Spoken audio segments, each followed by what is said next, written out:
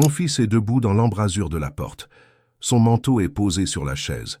Le café qu'elle avait préparé ce matin-là, encore chaud. Et à cet instant, tout ce qu'elle et son père avaient construit en secret est sur le point de s'effondrer. Mais revenons en arrière.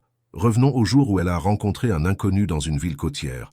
Un homme bienveillant, un veuf, un homme qui lui a donné le sentiment d'exister aux yeux de quelqu'un. Un homme dont elle n'a pas demandé le nom de famille, avant qu'il ne soit trop tard. Il y a des moments dans la vie où tout bascule, non pas dans le fracas, mais dans le silence. Quand un regard à travers une pièce bondée devient le commencement de quelque chose qu'on ne peut plus effacer.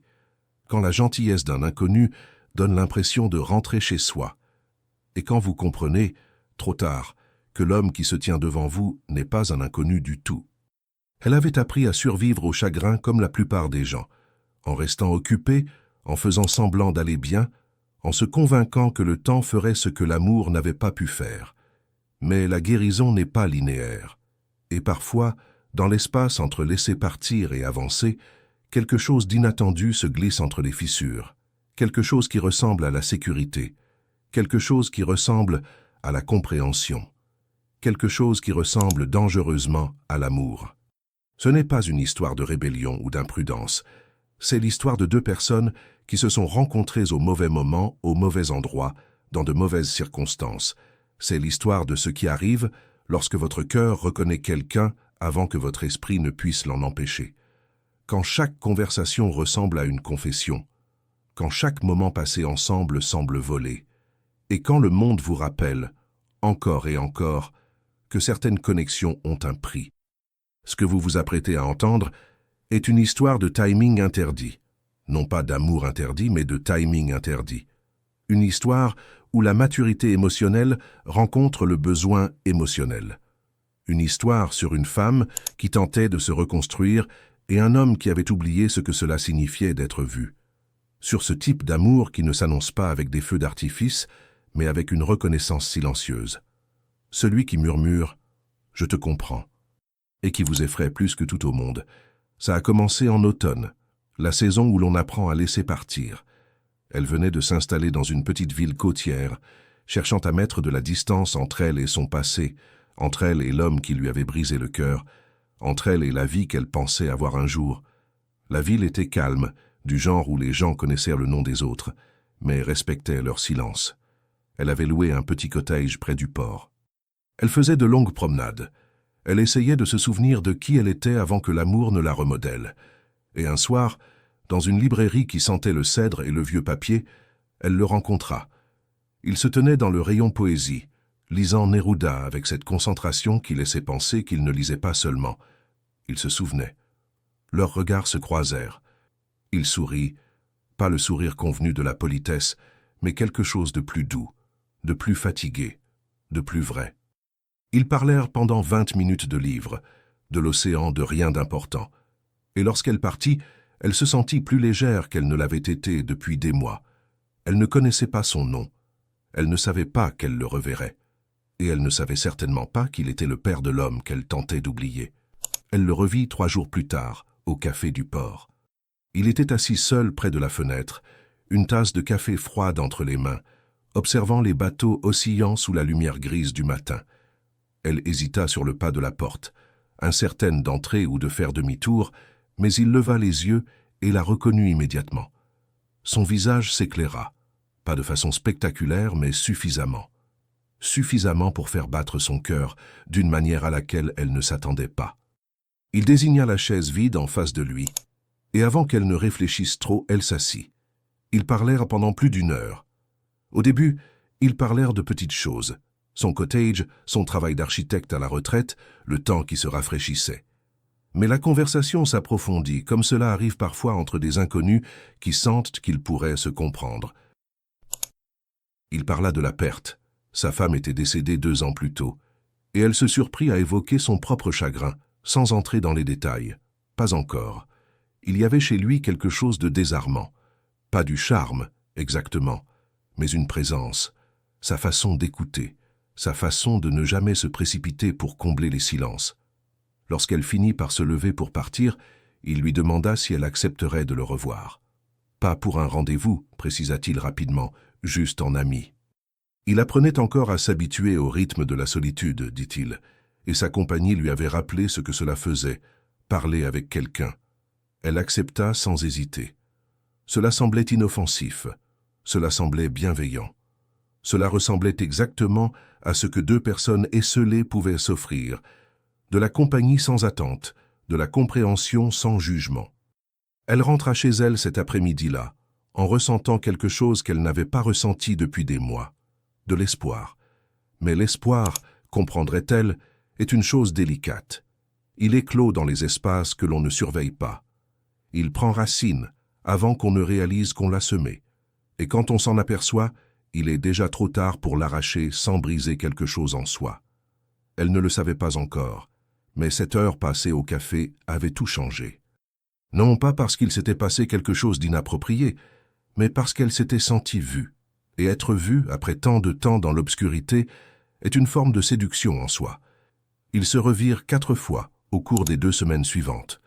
Toujours en public. Le café, la librairie, un banc face à l'eau. Leurs conversations s'allongèrent, devinrent plus personnelles.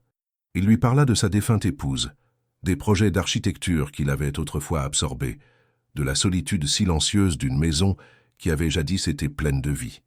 Elle lui parla de son propre passé, évitant soigneusement les détails concernant son ex, mais en révélant assez le chagrin, la trahison, le lent processus de reconstruction.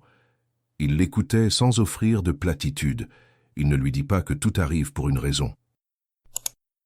Il se contenta de dire « Je suis désolé que vous ayez eu à vivre cela. » C'était une gentillesse d'une simplicité déconcertante, et cela la bouleversa. Elle commença à attendre leur rencontre avec une intensité qui la surprenait elle-même. Elle se surprenait à choisir ses vêtements avec plus de soin, à répéter ce qu'elle pourrait dire, à rejouer leur conversation dans sa tête jusque tard dans la nuit. Elle se disait que c'était de l'amitié, qu'elle était simplement reconnaissante pour sa compagnie.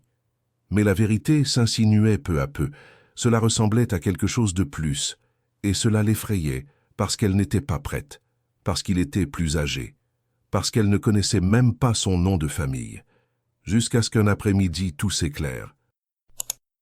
Elle faisait défiler de vieilles photos sur son téléphone, supprimant des souvenirs qu'elle ne voulait plus porter, lorsqu'elle tomba sur une photo prise lors d'un dîner de famille, la famille de son ex. Elle n'y était allée qu'une seule fois, plusieurs mois après le début de leur relation, et elle s'y était sentie mal à l'aise pendant toute la soirée. Mais là, en arrière-plan de la photo, debout près de la cheminée avec un verre de vin, il y avait lui. Plus âgé sur la photo, oui, mais impossible à confondre. Les mêmes yeux, la même présence silencieuse. Son estomac se noua. Elle chercha son nom en ligne, puis le croisa avec celui de son ex, père et fils. Confirmé. Elle resta assise là longtemps, le téléphone à la main, le cœur battant à tout rompre. Ce n'était pas possible, ça ne pouvait pas l'être. Et pourtant, si. L'homme qu'elle avait rencontré, l'homme dont la compagnie était devenue la meilleure part de ses journées, était le père de celui qui l'avait détruite. L'ironie avait un goût cruel. L'univers, semblait-il, avait un humour sombre. Elle ne le contacta pas pendant une semaine. Elle avait besoin de temps pour réfléchir, pour digérer, pour décider si elle pouvait continuer à le voir maintenant qu'elle savait. Cela paraissait faux, pas moralement, exactement, mais cosmiquement. Comme si le monde la mettait à l'épreuve, comme si elle marchait sur une corde raide entre guérison et trahison, mais l'éviter ne l'empêcha pas de penser à lui. Au contraire, cela empirait. Chaque jour qui passait, il lui manquait davantage. Le son de sa voix lui manquait. La façon dont il lui donnait le sentiment d'être importante. Finalement, elle lui envoya un message. Un simple message. « Je suis désolé d'être restée silencieuse. »« On peut parler ?» Il répondit en quelques minutes, lui proposant de se retrouver sur leur banc habituel face au port. Lorsqu'elle arriva, il était déjà là, les mains dans les poches de son manteau, observant les mouettes tourner au-dessus de l'eau. Il sourit en la voyant, mais il y avait de l'inquiétude dans son regard. Il lui demanda si elle allait bien. Elle acquiesça, même si ce n'était pas tout à fait vrai. Elle ne lui dit pas ce qu'elle avait découvert. Pas encore. À la place, ils retombèrent dans la conversation. plus facilement qu'avant, comme si la semaine passée, loin l'un de l'autre, n'avait fait qu'aiguiser leur connexion. Il parla brièvement de son fils en passant, mentionnant qu'il n'était plus proche depuis des années, qu'il y avait eu de la distance, de la déception, des ressentiments tus. Elle écouta attentivement, lisant entre les lignes. Leur éloignement était réel. Quel que fût le lien qu'ils avaient eu autrefois, il était brisé, peut-être irréparablement. Cela n'effaçait pas la complexité, mais cela l'adoucissait, légèrement. Alors que le soleil commençait à se coucher, il tendit la main et toucha la sienne. Ce n'était presque rien, ses doigts frôlant les siens une fraction de seconde. Mais l'électricité était indéniable. Ils le ressentirent tous les deux. Aucun d'eux ne bougea.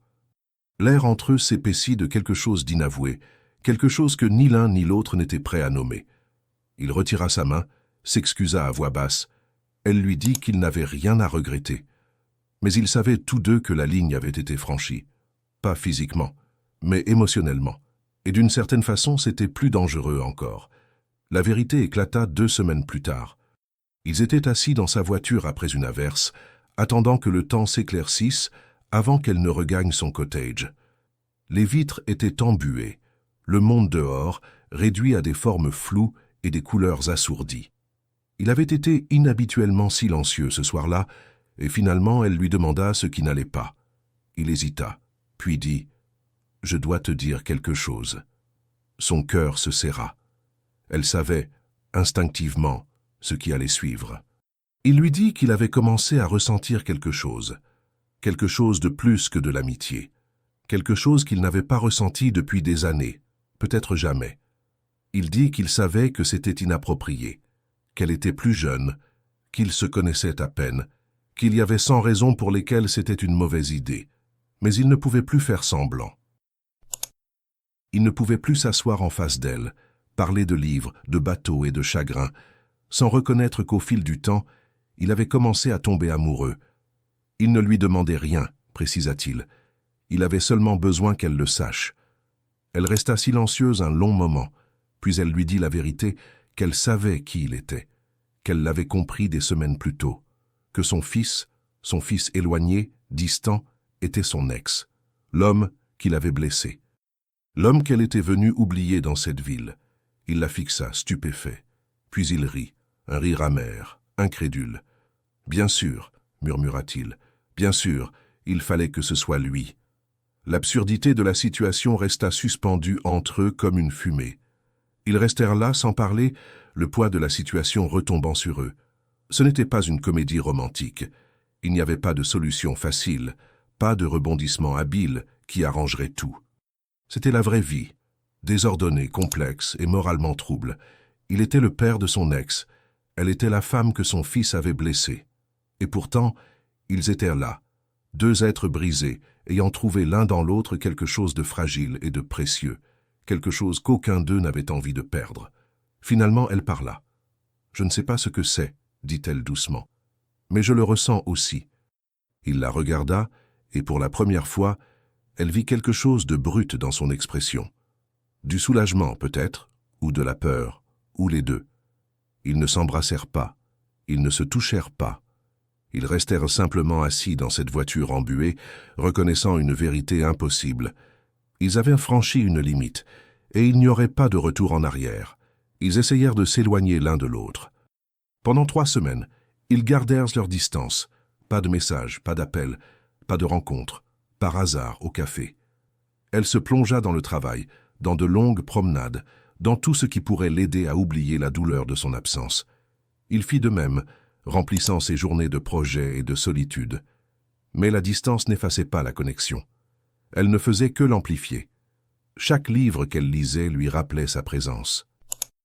Chaque coucher de soleil semblait incomplet sans lui à ses côtés. Un soir, elle céda. Elle lui envoya un message. « Je n'y arrive pas. » Il répondit immédiatement. « Moi non plus. » 20 minutes plus tard, il était devant sa porte. Il n'avait rien prévu de ce qui allait suivre. Cela se déroula simplement, inévitable comme la marée. Il entra. Elle ferma la porte.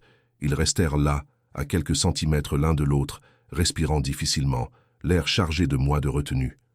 Il prit son visage entre ses mains, son pouce effleurant sa pommette et murmura « Dis-moi de partir. » elle ne put pas.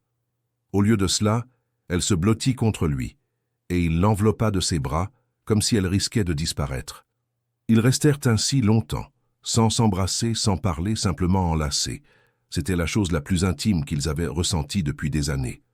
Finalement, ils se déplacèrent vers le canapé, assis tout près, sa tête contre son épaule, sa main dans ses cheveux. Ils parlèrent jusqu'à l'aube, de tout, de rien, de l'impossibilité de ce qu'ils ressentaient. À un moment, il dit « Cela fera du mal à des gens ». Elle savait qu'il avait raison, son fils, ses amis, la petite ville qui forcément finirait par jaser, la certitude morale d'inconnus qui jugerait sans comprendre. Mais elle savait aussi autre chose, que l'amour, le vrai, n'arrive pas avec une permission. Il n'attend pas les bonnes circonstances ni le bon moment. Il simplement est. Et le nier, commençait-elle à comprendre, pourrait faire encore plus de mal. Avant de partir ce matin-là, il déposa un baiser sur son front. C'était chaste, tendre, rien de plus. Mais cela ressemblait à un serment, une promesse que, quoi qu'il arrive ensuite, ils y feraient face ensemble. Elle le regarda descendre le chemin de gravier vers sa voiture, la lumière matinale enveloppant tout d'une douceur dorée. Elle ne savait pas ce qui les attendait. Mais elle savait, avec une certitude absolue, que sa vie venait de changer pour toujours. Cela arriva un mardi. Ils s'étaient retrouvés pour dîner dans un petit restaurant hors de la ville, un endroit anonyme, où ils pouvaient simplement être deux personnes partageant un repas. La conversation coulait aisément, comme toujours, mais il y avait maintenant un nouveau sous-courant, l'attente. Ils le sentaient tous les deux, l'inévitabilité de ce qui approchait. Au milieu du repas, il tendit la main et prit la sienne. Elle ne la retira pas. Ils terminèrent de manger dans un silence confortable, leurs doigts entrelacés. Après, ils marchèrent le long de la plage. L'océan était sombre et immense, le bruit des vagues remplissant les espaces entre leurs mots. Elle lui dit qu'elle avait peur, pas de lui, mais de ce que tout cela signifiait, de la complexité que cela entraînerait. Il admit qu'il avait peur lui aussi, qu'il ne s'attendait plus à ressentir cela un jour, qu'il ne se croyait même plus capable d'aimer ainsi. Et pourtant, ils étaient là, deux personnes entrées par hasard dans la vie l'une de l'autre au pire moment, ou peut-être au meilleur. Il s'arrêta et se tourna vers elle. « Je veux que tu saches quelque chose, » dit-il. Tout cela, ce n'est pas à cause de lui. Ce n'est pas par vengeance, ni par proximité, ni pour combler un vide. C'est à cause de toi, de la personne que tu es, de la façon dont tu me fais sentir que j'ai à nouveau le droit d'être humain. Sa voix se brisa légèrement sur le dernier mot, et elle comprit soudain à quel point il fallait du courage pour dire cela, à quel point il était vulnérable en cet instant. Elle s'avança. « Je sais, » murmura-t-elle, puis elle l'embrassa. Ce n'était pas un baiser né de la passion ou de l'urgence. Il était lent, hésitant, presque fragile, comme s'ils avaient peur de briser quelque chose de précieux. Ses mains vinrent entourer son visage, et elle sentit des larmes sur ses joues, sans savoir si c'étaient les siennes ou les siennes. Lorsqu'ils se séparèrent enfin, ils restèrent front contre front, respirant à l'unisson, le reste du monde disparaissant autour d'eux. C'était, à sa manière silencieuse, une déclaration. Non pas de certitude, mais de volonté. La volonté d'essayer malgré les obstacles, de se choisir malgré le prix à payer, de croire que parfois le cœur sait des choses que l'esprit ne peut comprendre. Ils restèrent longtemps ainsi, enlacés, l'océan murmurant son chant ancien et indifférent. Et pour la première fois depuis des mois, elle ressentit autre chose que la douleur. Elle se sentit vivante. La réalité arriva avec la lumière du matin. Elle se réveilla seule dans son lit, le souvenir de ses lèvres encore présent sur les siennes, mais le poids de ce qu'ils avaient fait pesant lourdement sur sa poitrine. Ce n'était pas un conte de fées, c'était la vraie vie, avec de vraies conséquences. Elle pensa à son fils, son ex, et se demanda s'il savait déjà, s'il s'en soucierait, si cette trahison blesserait plus profondément encore que la rupture initiale. Elle pensa à ses amis, au jugement qui finirait par tomber, aux murmures et aux regards en coin. La culpabilité est une étrange compagne. Elle n'arrive pas d'un coup, elle s'infiltre lentement, comme l'eau par une fissure. Elle essaya de la repousser, de se rappeler que son fils l'avait blessée le premier, qu'elle ne lui devait rien. Mais la logique n'adoucit pas l'inconfort, parce qu'il ne s'agissait ni de dette ni de vengeance. Il s'agissait d'avoir franchi une ligne tracée par la société, une ligne en laquelle elle avait autrefois cru. Et même si cela lui avait semblé juste sur le moment, le matin ramenait toujours le doute. Elle l'appela cet après-midi-là. Il répondit dès la première sonnerie, sa voix chaude et familière. Elle lui demanda s'il le regrettait. Il y eut un long silence, puis il dit « Non, mais j'ai peur de ce qui va arriver maintenant. » Elle comprit. Ils comprirent tous les deux. Cela n'était pas viable sous sa forme actuelle. Rencontre cachée, moment volé, la peur constante d'être vu. Un jour ou l'autre, il devrait en choisir, s'engager pleinement au grand jour ou s'arrêter avant que tout cela ne devienne trop douloureux. Ils se retrouvèrent ce soir-là pour parler. Il proposa qu'ils prennent un peu de temps, pas séparément, mais pour réfléchir, pour être honnêtes avec eux-mêmes sur ce qu'ils étaient prêts à risquer. Elle accepta, même si l'idée d'une distance, même temporaire, lui serrait la poitrine. Avant de partir, il la serra contre lui et murmura « Je ne te regrette pas. Je ne pourrai jamais te regretter. » Elle s'accrocha à ces mots dans les jours qui suivirent, les répétant dans sa tête comme une prière. Mais l'amour, apprenait-elle, ne suffit pas à lui seul. Il a besoin de courage, il a besoin d'honnêteté, il a besoin de la volonté d'affronter le monde, même lorsque le monde est hostile. Et elle n'était pas encore certaine d'avoir cette force, ni qu'il l'avait, ni que ce qu'il ressentait pourrait survivre au poids de tout ce qui s'y opposait. La vérité éclata de la pire des façons. Son fils se présenta à la maison à l'improviste, cherchant quelque chose qu'il avait laissé là des années auparavant. Elle n'était pas là, mais lui ici, sa voiture garée de façon bien visible dans l'allée, son manteau posé sur la chaise, des preuves irréfutables de sa présence. L'affrontement fut bref et brutal. Son fils ne cria pas. Il se contenta de le regarder, la trahison inscrite sur son visage, d'une manière qui n'avait pas besoin de mots. Puis il partit, la porte claquant derrière lui comme un point final. Elle l'apprit 1 heure plus tard. Il l'appela, la voix tremblante, et lui raconta ce qui s'était passé. Elle eut l'impression que le sol se dérobait sous ses pieds. Porter le secret entre eux était une chose. Le voir exposé, utilisé comme une arme, en était une autre, infiniment plus violente. Elle savait ce qui allait suivre, les appels, les accusations, l'inévitable confrontation. Et elle avait raison. En 2 jours, son téléphone fut inondé de messages, certains provenant de connaissances communes, d'autres de gens qu'elle connaissait à peine, tous porteurs du même reproche. « Comment as-tu pu ?» Le jugement fut rapide et impitoyable. On la traita d'égoïste, de manipulatrice, de briseuse de ménage, alors même qu'il n'y avait aucun ménage à briser, aucune relation à trahir. Son fils avait tourné la page depuis des mois, voyait quelqu'un d'autre, avait clairement fait comprendre qu'il ne voulait plus rien avoir à faire avec elle. Mais rien de tout cela ne comptait pour le tribunal de l'opinion publique. Elle avait franchi une ligne, et le monde était prêt à la punir pour cela. Lui aussi dut faire face à son propre jugement.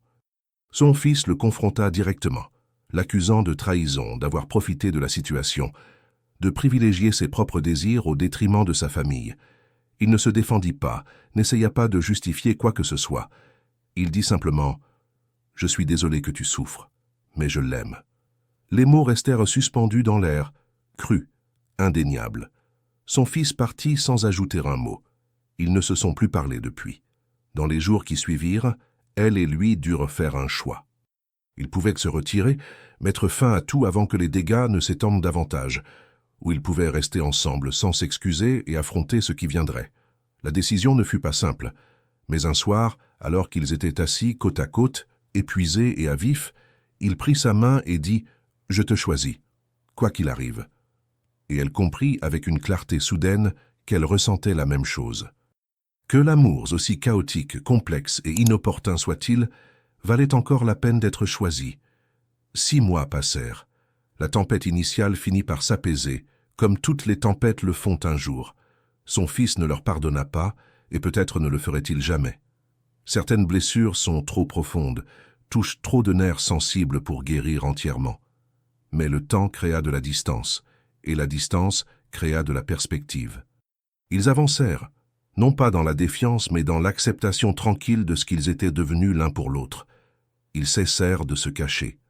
Ils cessèrent de s'excuser. Ils se contentèrent d'exister. Elle apprit à vivre avec la culpabilité. Non pas parce qu'elle disparut, mais parce qu'elle l'a compris autrement. Elle réalisa que la culpabilité et l'amour pouvaient coexister, que ressentir du remords pour la douleur causée n'invalidait pas la sincérité de leurs sentiments. Elle écrivit un jour une lettre à son fils, non pour demander pardon, mais pour reconnaître ce qui s'était passé. Elle lui dit qu'elle était désolée pour la souffrance, mais pas pour l'amour. Elle ne l'envoya jamais. Mais l'écrire l'aida. Il reconstruisit sa vie autour d'elle. Pas d'une manière fusionnelle, mais comme deux personnes le font lorsqu'elles ont trouvé quelque chose de vrai. Ils louèrent une petite maison près de la côte, l'emplirent de livres et de lumière du matin. Ils faisaient de longues promenades. Ils préparaient le dîner ensemble. Ils créèrent des rituels et des routines qui ressemblaient à un foyer. Et lentement, la relation née dans l'ombre entra dans la lumière. Tout le monde ne comprit pas. Mais certains, oui. Et cela suffisait. Ils parlaient parfois de l'impossibilité de tout cela. Des obstacles qui auraient dû les tenir éloignés, du timing qui aurait dû les empêcher de se rencontrer, des circonstances qui auraient dû rendre cette histoire impossible. Mais chaque fois, ils arrivaient à la même conclusion, que l'amour n'obéit pas à la logique, qu'il trouve son propre chemin, trace sa propre route, refuse de se laisser dicter ce qui devrait ou ne devrait pas être, que le cœur, malgré ses failles, sait des choses que l'esprit ne saura jamais comprendre. Un soir, alors qu'ils regardèrent le coucher du soleil, elle lui demanda « Tu crois qu'on a eu tort ?» Il resta silencieux longtemps. Puis il dit « Je crois que nous avons été humains. Je crois que nous nous sommes trouvés au moment où nous avions le plus besoin l'un de l'autre. Et je crois que ça compte, même si c'est compliqué. » Elle posa sa tête contre son épaule et il passa un bras autour d'elle. Il n'avait pas besoin d'en dire plus. La réponse se trouvait dans le calme entre eux, dans la façon dont ils se complétaient, dans la paix qu'ils avaient tant peiné à trouver. L'amour, avait-il appris, ne consiste pas à avoir raison. Il consiste à être honnête, à se choisir, encore et encore, même lorsque c'est difficile. Surtout lorsque c'est difficile. Ce n'était pas une fin parfaite, mais c'était réel. Et parfois, réel vaut mieux que parfait. Parfois, réel est tout ce dont nous avons besoin. Certains amours ne sont pas faits pour être faciles. Ils sont faits pour nous montrer ce que nous sommes capables de devenir. C'est une histoire de timing, de deux personnes qui se sont rencontrées alors que le monde disait qu'elles ne devraient pas, qui se sont aimées alors que la logique disait que c'était impossible, qui se sont choisies alors que tout le monde disait qu'elles avaient tort. C'est l'histoire de la réalité humaine, désordonnée, complexe et magnifique, celle de nos erreurs, de nos émotions incomprises, de nos tentatives d'honorer notre cœur même lorsque cela nous coûte. Si cette histoire vous a touché, si elle vous a fait réfléchir autrement à l'amour, ou si elle vous a rappelé que parfois le cœur c'est mieux que le monde, laissez un commentaire ci-dessous. Dites-moi ce que vous en pensez. Dites-moi vos histoires. Et si vous voulez d'autres récits qui explorent les vérités discrètes et complexes de l'amour et des relations, abonnez-vous à notre chaîne. Nous publions toujours une nouvelle histoire qui n'a pas peur des sujets difficiles, des zones grises de la morale, des moments qui nous façonnent. Parce que l'amour n'est pas toujours simple, mais il est toujours humain, et c'est ce qui le rend digne d'être exploré. Certaines histoires ne sont pas faites pour être justes, elles sont faites pour être réelles. Si celle-ci vous a touché, dites-le moi en commentaire. Et abonnez-vous à notre chaîne, où chaque récit explore ces vérités silencieuses que nous ne prononçons jamais à voix haute. Parce que parfois, les histoires les plus importantes sont celles qui nous mettent mal à l'aise, celles qui nous obligent à voir l'amour non comme un conte de fées, mais comme la force désordonnée, profonde et transformative qu'il est réellement. Merci de votre écoute. À la prochaine.